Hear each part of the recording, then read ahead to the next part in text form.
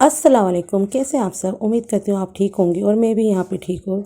और बताएं आप कैसे हैं। और माशाल्लाह से ये रमज़ानुल मुबारक का तीसरा जुम्मा है। आप सभी को जुम्मा मुबारक। तो मैं यहाँ पे अपने हस्बैंड के कपड़े प्रेस कर रही थी। तो आज मेरे हस्बैंड थोड़ी लेट गए थे क्योंकि आज जुम्मा था ना, तो वो नमाज़ पढ़ के फिर गए थे। और ये देखिए इन दोनों की तो मस्ती हमेशा ही चालू रहती है। और ये टॉफ़ी जो मैंने टेबल पे रखी हुई थी, इसके साथ इन्होंने क्या करा मुझे मिली नहीं है, उसे घुमा दी इन्होंने। अब जब सफाई होएगी जब मिलेगी। और ये देखिए, इन्हें बिल्कुल भी पास में नहीं आना होता, बस पंजा मारने हैं बस, और कुछ नहीं करना। और इनके नाखून भी बहुत बड़े हो रहे हैं, तो मैं कोई टेक्निक लगा के इस बार मैं खुद काटना चाह रही हूँ क्योंकि मेरे हस्बैंड के पास टाइम नहीं। और आपको तो पता ही है जुम्मे वाले दिन कितने काम होते हैं। और आम दिनों के हिसाब से जुम्मे वाले दिन मुझे लगता है ज़्यादा ही काम होते हैं। तो उसके बाद मैं इन सब कामों में लगी रही और उसके बाद नमाज़ वगैरह पढ़ के फिर मैं बाहर भी गई थी और सब सामान लेकर आई क्योंकि हमारा अख्तियारी का सामान सब चीज़ें ख़त्म हो गई थी। तो वहाँ से आके मुझे इतनी प्यास लगी है शिद्दत वाली, यानी कि मेरा एकदम अंदर तक गला खुशक हो गया था। फिर मैंने जल्दी से आके अपनी अख्तियार तैयार करी और फिर अपना दस्तरखान लगा लिया। और फिर माशाल्लाह से हमारा रोज़ा भी खुल गया था। और आज हमारे पूरे के पूरे 15 रोज़े मुकम्मल हो गए हैं माशाल्लाह से। अब सिर्फ 15 ही रोज़े बचे हुए हैं और ये अल्लाह पाक इन्हें भी आराम से निकलवा दे।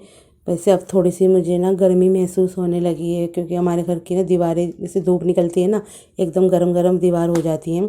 तो आज मैंने ना मिर्ची के भी पकोड़े बनाए थे।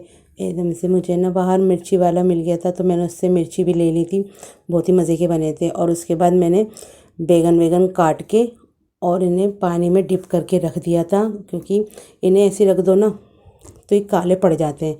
इसी वजह से इसे मैंने पानी में भिगो दिया था। आलू भी काट के पानी में भिगे हुए रखे हुए थे। और ये बेसन मैंने घोला था थोड़ा सा दही फुल्कियों के लिए।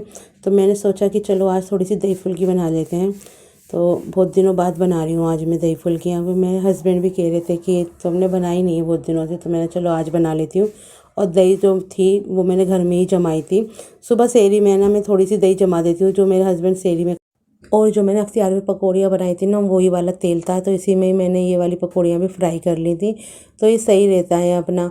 और ना और गरम करने, यानी कि निकला हुआ था तेल, तो फिर मैं और क्या निकालती, तो थोड़ा सा ही तेल था इसके अंदर। तो मैंने सोचा कि इसमें जितनी भी पकौड़ियाँ ये मेरी फ्राई हो जाएंगी और उसके बाद इसी में ही मैं सब्ज़ी भी बना लूँगी। तो ये पकौड़ियाँ जो थी ना, मैं हल्की आंच पे ही फ्राई कर रही थी क्योंकि ना जल्दी, यानी कि तेज़ ज़्यादा आंच होती है ना, ऊपर से तो पक जाती है पकौड़ियाँ, अंदर से कच्ची रहती हैं। और इसमें मैंने ना बेसन में थोड़ा सा सोडा भी डाला था जिससे कि अच्छे से फूल जाए और है ना दही को पी लेती है ना, तो थोड़ी और सॉफ्ट सॉफ्ट सी बनती हैं। वैसे तो मैं बिना सोडे के भी मैं सही बन जाती पकौड़ियाँ। मैं अच्छी तरह से ना बेसन को खूब अच्छी तरह से बीट करती हूँ, तो वो अच्छे से उसमें हवा चली जाती है ना, तो वो सही बनती है पकौड़ियाँ। तो फिर उसके बाद मैंने दही फुल्की भी फ्रिज में रख दी थी कि थोड़ी ठंडी हो जाए। और यहाँ पे देखिए सब्ज़ी भी चढ़ाने के लिए रख दी है। तो सब्ज़ी में क्या, पहले तेल डाला और उसके अंदर ज़ीरा, फिर टमाटर, हरी मिर्च और लहसुन अदरक का पेस्ट, नमक, मिर्च, हल्दी और धनिया पाउडर, ये सब चीज़ें डाल के अच्छे से इन सब चीज़ों को मैंने मिला लिया। वैसे तो बैगन सबको ही बनाने आते हैं और जिधर नहीं आते तो वो ऐसे बना लेगा मेरी तरह, सिंपल तरीके से। सब्जियों में बनाने में कोई ज़्यादा मुश्किल नहीं होती, मुश्किल आती है गोश्त के आइटम बनाने में। वैसे जैसे किसी को आता हो तो वो भी नहीं आराम से बना सकता है, उसमें सिर्फ प्याज लाल करने का झंझट होता है।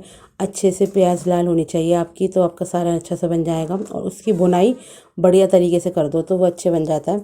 तो इसके अंदर थोड़ा सा मैंने पानी और भी डाल दिया था जिससे कि मेरे बैगन अच्छे से गल जाएँ और बढ़िया से पक जाएं। और आलू भी साथ में डाल दिए और इन्हें सब चीज़ों को बस अच्छी तरह से मिक्स करके और फिर मैंने हल्की आंच पे, यानी कि इंडक्शन पे 100 पे करके इसे रख दिया था। और फिर मैं अंदर जाके बैठ गई थी और मेरे हस्बैंड मेरे लिए आइसक्रीम लेकर आए थे। और ये देखिए जैसे ही मेरे लिए कुछ, तो ये मैडम आ जाती हैं, इनको चाहिए सबसे पहले।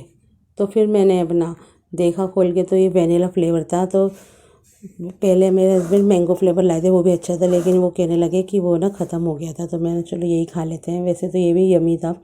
तो ये बैठी हुई थी, तो फिर उसके बाद मैंने अपनी कटोरी में थोड़ी सी करके इनको दे दी थी, वो दोनों ने खा ली थी। पर इन्हें मीठा देना भी तो बना होता है। और ये फिर उसके बाद मैंने दस्तरखान लगा दिया था और थोड़ी सी मैंने राइस भी बना लिए थे कि बैगनों के साथ डाल के खाओ ना तो वो अच्छे लगते हैं।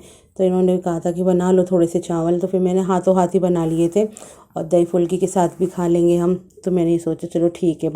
तो खाना खाने के बाद मेरे हस्बैंड सो जाएंगे क्योंकि उन्हें बहुत ज़्यादा नींद आ रही थी और पूरे दिन काम करके आते हैं ना तो वो थक जाते हैं। 6 hours later. तो मैं किचन में आई तो मैंने ये ढक्कन नीचे पड़ा हुआ था क्योंकि शाम के वक़्त मैंने पानी लिया था ना तो वो पड़ा हुआ था साइड में। अब उसके साथ ये दोनों इतना खेलती हैं कि मैं आपको क्या बताऊं, और इसको इधर लेके जाएंगी उधर लेके जाएंगी और फिर आखिर में आके फ्रिज के नीचे ये अलमारी के नीचे कर देती हैं और फिर बैठी रहती हैं कि कोई निकाल के दे। तो फिर मैंने इन्हें निकाल के दिया था तो ये इसी तरीके से खेलती रहती हैं। 2-3 बार इन्होंने अंदर डाल दिया, फिर मैंने निकाल के दिया, फिर मैंने बोला भैया मुझे तो देर हो रही है, सेहरी बनानी है।